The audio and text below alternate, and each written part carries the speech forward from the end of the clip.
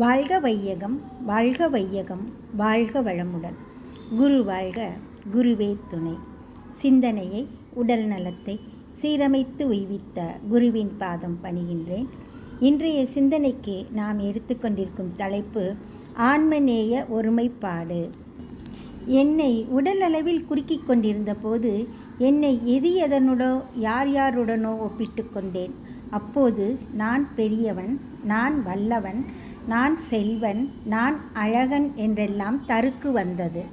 ஒப்பு உவமை இல்லாத ஒரு பெரிய பொருளாக நானே இருக்கும் நிலையை உணர்ந்து கொண்டு விட்ட போது எதனோடு எதனை ஒப்பிட்டு தருக்குவது? ஆணவம் எழ காரணமே இல்லையே.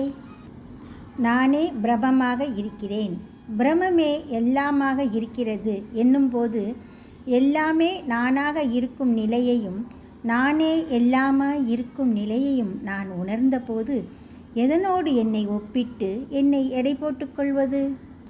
நான் என்னும் அகங்காரமும் எனது என்னும் மமகாரமும் ஒருங்கே ஒளியும் இடம் நான் யார் என்ற நான் பிரம்மம் என்ற தெளிவுதான். இந்த இடத்தில்தான் இன்ட்யூட்டிவ் லவ் பிறக்கிறது. இந்த இடத்தில்தான் பெரியவர்கள் சொல்லிப்போன ஆன்மநேய ஒருமைப்பாடு மலர்கிறது. இந்த இடத்தில்தான் நான் வந்த வேலை முடிகிறது.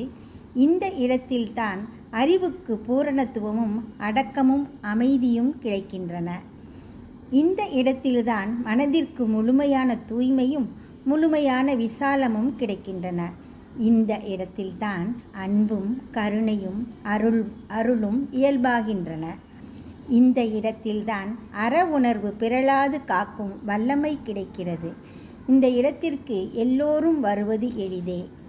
அருட்தந்தை வேதாத்திரி மகரிஷி அவர்களின் வாழ்க்கை மலர்களில் பிப்ரவரி 19ஆம் தேதி அன்று மலர்ந்த மலர் இது. அனைவரும் சிந்திப்போம். நன்றி. வாழ்க வளமுடன்.